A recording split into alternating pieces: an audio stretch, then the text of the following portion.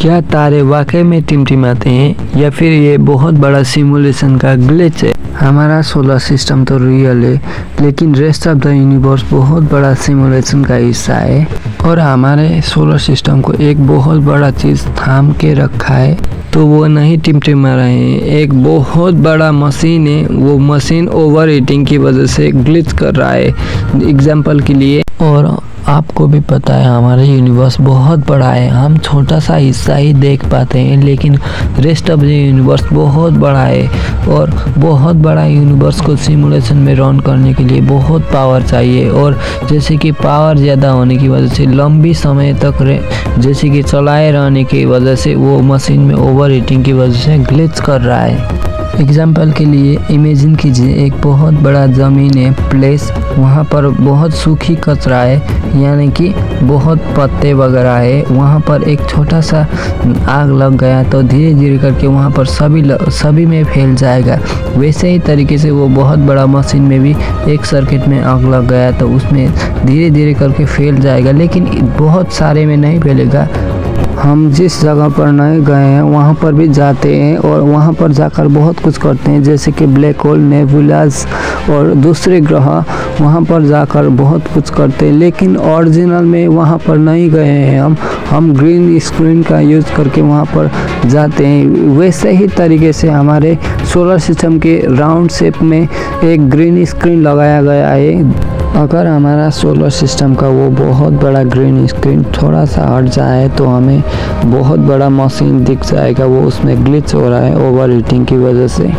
क्यों ग्लिच कर रहा है? क्योंकि वो बहुत बड़े यूनिवर्स को रेंडर कर रहा है, रनिंग उसमें सिमुलेशन में रन कर रहा है, इसीलिए वो उसमें बहुत ओवर हीटिंग हो जाता है। आपने भी बहुत देर तक फ़ोन चलाया होगा तो फ़ोन में भी ओवर हीटिंग होने लगता है, इसी तरीके से उसमें भी ओवर हीटिंग हो रहा है।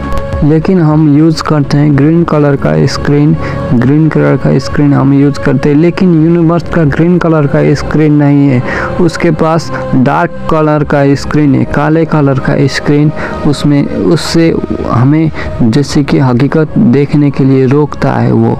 कल्पना कीजिए कि आप एक बहुत बड़े अंधेरे कमरे पर स्थित है, वहाँ पर आसपास बहुत सामान वगैरह पड़ा हुआ है, लेकिन आप उसको नहीं देख सकते। यूनिवर्स का ये प्राकृतिक सिस्टम है। इमेजिन कीजिए अब एक फोटोन आ रहा है, बहुत दूर से, बहुत डिस्टेंस ट्रेवल करके आ रहा है, बहुत दूर से आ रहा है। कोई तारे खींच लेता था उसको ग्रेविटी की गुरुत्वाकर्षण की वजह से, कोई ब्लैक होल उसे खींच लेता था ग्रेविटी की वजह से, गुरुत्वाकर्षण, या किसी प्लैनेट के पीछे आके वो रुक सकता था, लेकिन आपके लिए आया, दूर से, इतनी दूर से ट्रेवल करके आ रहा है। और कभी कभी तो वो थक भी जाता है, और जैसे कि इतने दूर से आ रहे हैं सिर्फ आपको देखने देने के लिए।